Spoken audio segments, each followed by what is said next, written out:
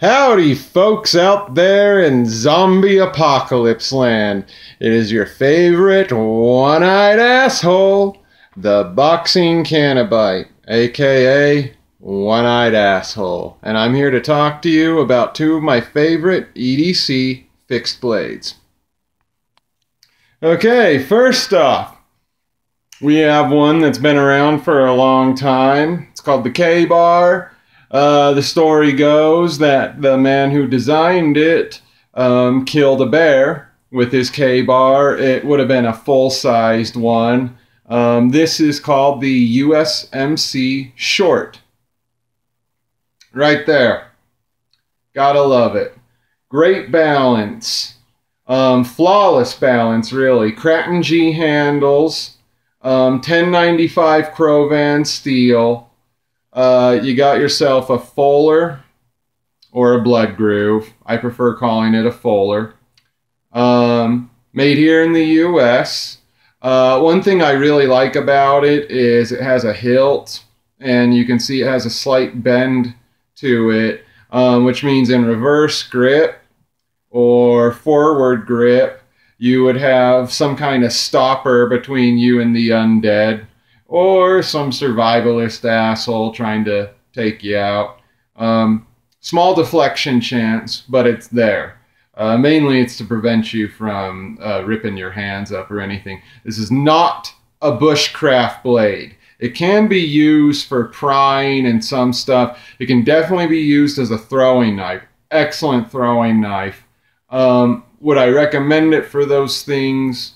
Not necessarily. This is primarily meant as a fighting knife. That's what its function is. Now, a lot of people bitch about the palm swell on it, that it's not big enough. These things are meant to be gorilla gripped when held properly. What that does is give you an angle of attack that's much more versatile. And same when holding it in standard grip versus ice pick or reverse. You literally hold it like this, like you have a ring around your wrist, and you don't want that ring to slide off your hand. So each strike would have a little bit of an angle to it, and you can step into it, up and down, slashing. And the reversing of the grip is very, very easy. I mean, this thing is just, it flies right into your hand. I wouldn't want to do anything flashy like that while in an actual fight, but it's there for reverse grip. Now, the one that I'm always like, oh, which should I carry between the two? Because this one's a little bit heavier. The K-Bar is just under a ½ pound. And it'll last you forever. Also, Kydex sheath, folks. Fuck leather. I know leather's classic. I love leather myself. That's why I picked a leather eye patch versus those bogus medical ones. But this will last as long as the knife. And you can, as you can see, what I've done is I've taken the buttons and I put them around here, and then I put the one that would go up here and folded it back behind here. That way, all I'm dealing with is the little stopper right there. Really cool stuff. Now, the other one is called the Crkt CK Dragon. It's a Crawford Casper design. Those guys are really good in NBC's Martial Bladecraft. From Kali to Salat. All sorts of various fighting styles with straight blades. Really, they all kind of come down to the same fundamental basics. What I like about this is a very aggressive looking weapon. It's like a fang almost.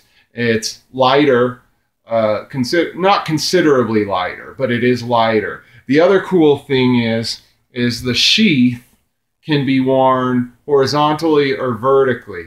And a trick to that is you can take these screws out here, diagonal, and that way you can slide it on your belt one way or another.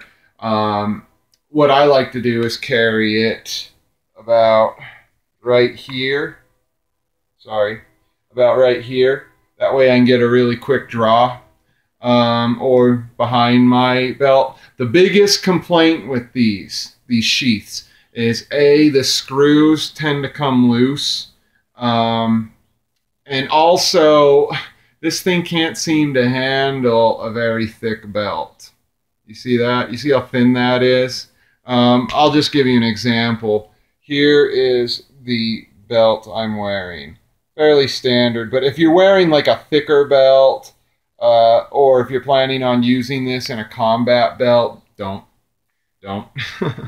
Anyway, when it comes down to choosing between these two, it's really a matter of, I guess, my mood. Steel-wise, this is a 9CR13 MOV stainless.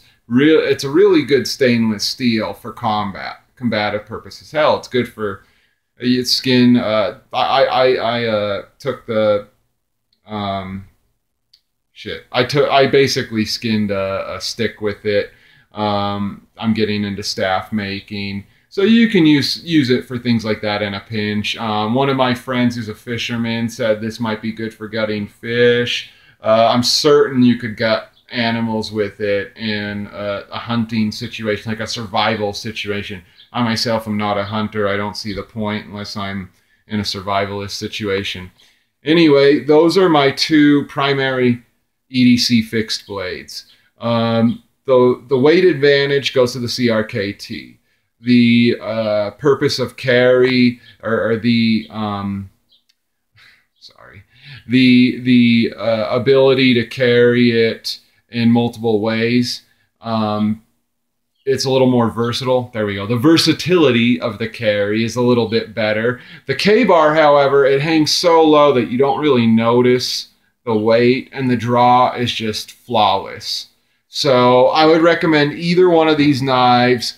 Both of them originally sold for $90. You can get both of them for around $30 to $45 at Amazon. The steel on the K-bar is considerably better. It has Crkt in it, unlike other 1095. You don't have to worry about as much rust. Someone correct me on that if I'm wrong about other 1095, but I'm pretty sure I'm not.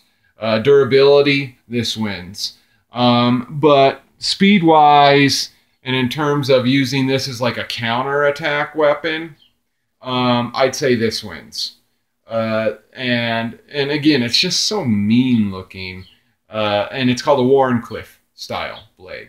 Anyway, I apologize about the amateurness of this, the amateurity of this video.